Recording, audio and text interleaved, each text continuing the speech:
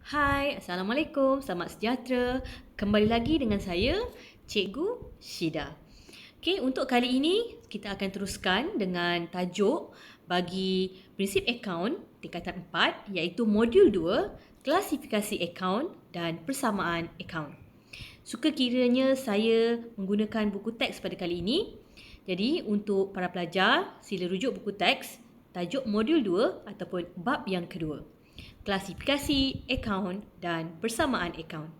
Sebelum kita meneruskan, suka kiranya saya mengingatkan pelajar apabila kita menyediakan sebarang akaun, semua angka-angka, semua perkiraan yang kita buat di dalam akaun perlulah disusun mengikut kategori. Jadi pada kali ini kita akan belajar untuk mengkategorikan atau untuk mengasingkan butiran-butiran yang perlu dimasukkan di dalam akaun-akaun.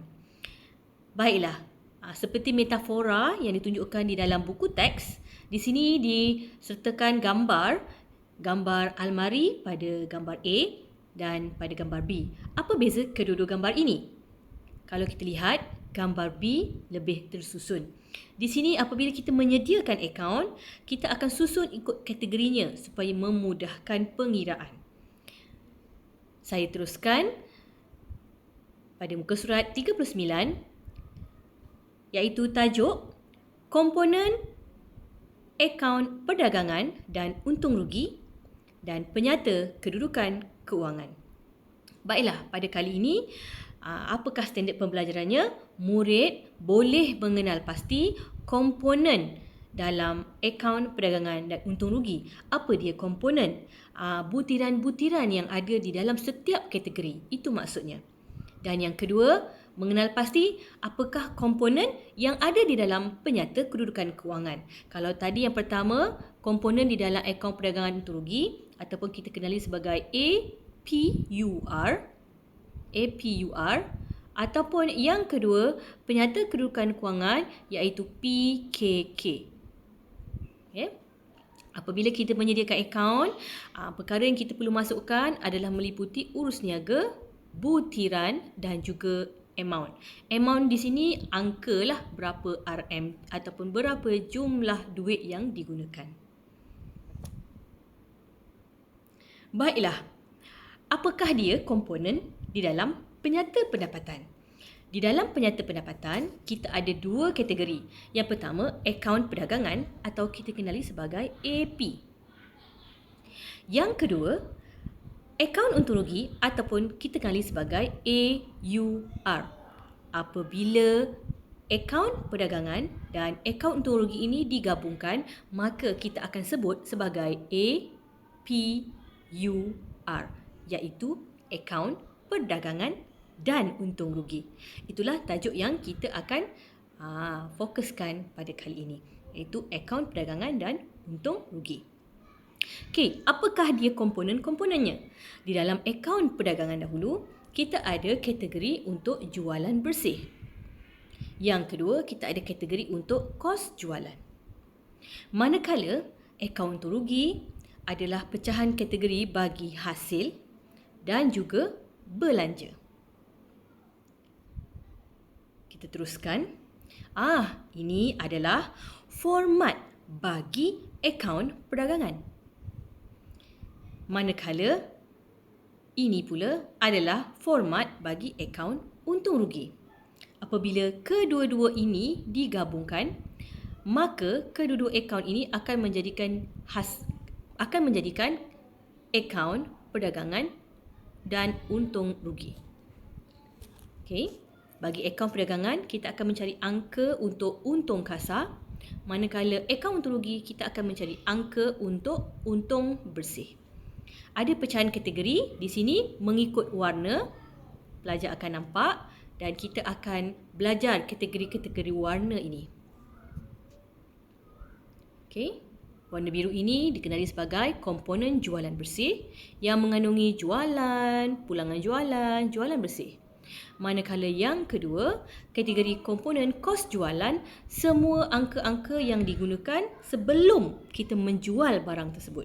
Okey, maknanya kita belilah. Apabila kita beli, inilah nilai dia. Yang seterusnya, akaun untung rugi. Warna ungu ini adalah komponen hasil, maknanya segala duit yang kita terima. Dan warna kuning ini adalah komponen belanja. Semua duit yang kita gunakan untuk membayar. Okey. Di bawah ini ada keterangan dia. Jualan bersih adalah hasil operasi perniagaan yang terdiri daripada jualan dan pulangan jualan.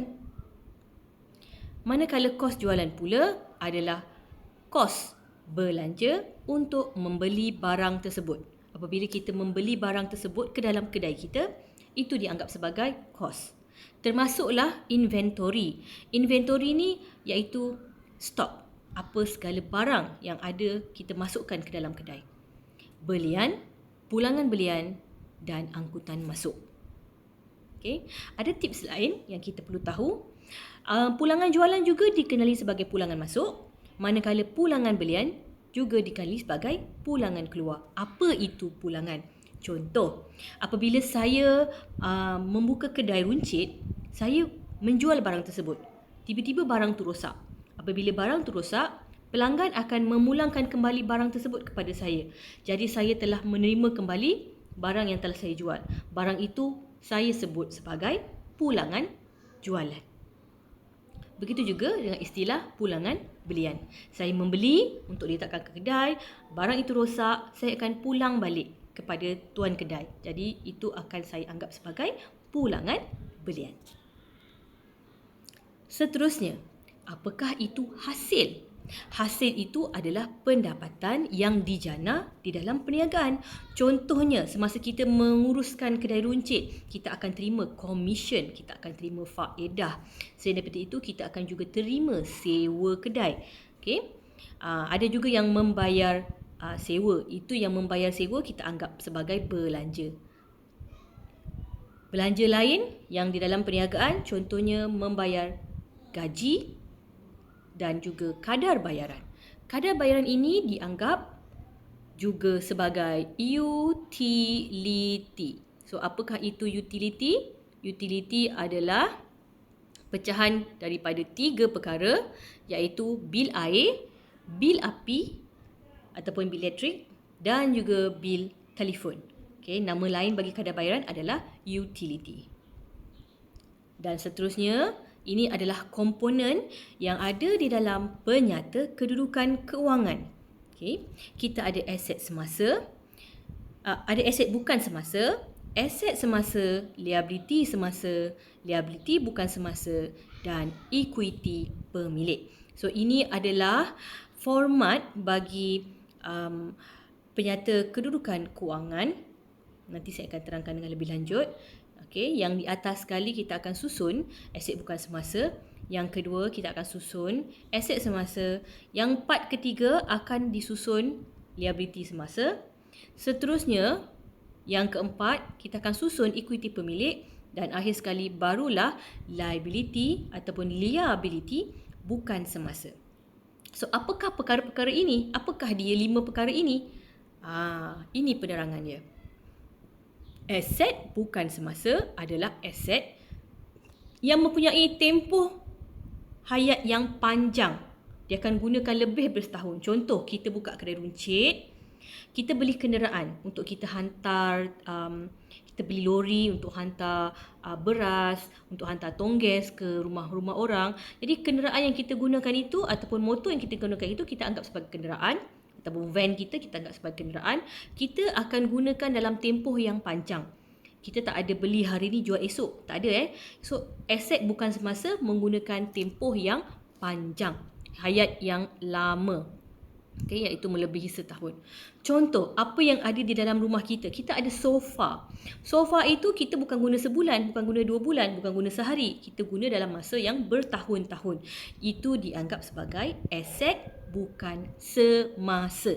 So, saya terangkan sekali lagi, apa itu aset bukan semasa? Barang yang ada di dalam kedai kita yang kita akan guna dalam masa yang panjang. Contohnya kenderaan, bangunan kedai, tanah, mesin dan sebagainya. Yang seterusnya, aset semasa. Kalau tadi bukan semasa, sekarang ni adalah semasa. Kalau bukan semasa dalam hayat yang panjang, manakala bukan semasa hayat yang pendek. Tak sampai pun setahun. Contohnya inventory.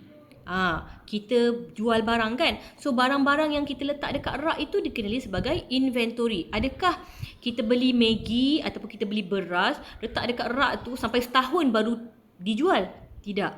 Okay, kita letak aja, mungkin baru letak hari ni, esok dah terjual. Itu namanya inventory, iaitu aset semasa. Tunai di tangan. Tunai di tangan ni contohnya duit di dalam mesin cashier. Duit di dalam mesin cashier. So kita tak akan angka ataupun RM duit yang ada di dalam mesin tu, takkanlah letak 1,000 tu 1,000 je, tak akan bertambah, tak akan berkurang. So setiap hari akan berubah angka di dalam mesin cashier tersebut.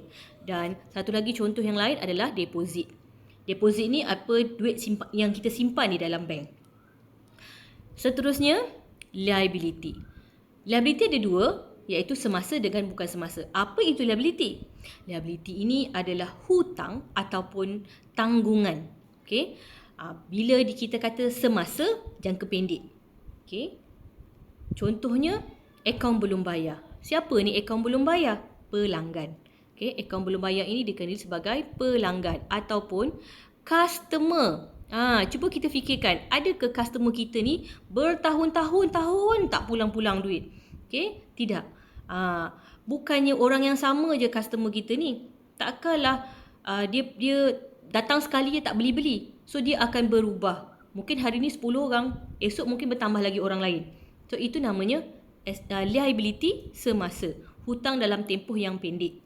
Manakala bukan semasa, liability bukan semasa adalah hutang dalam jangka yang panjang. Contoh, kita buat pinjaman daripada bank untuk kedai kita.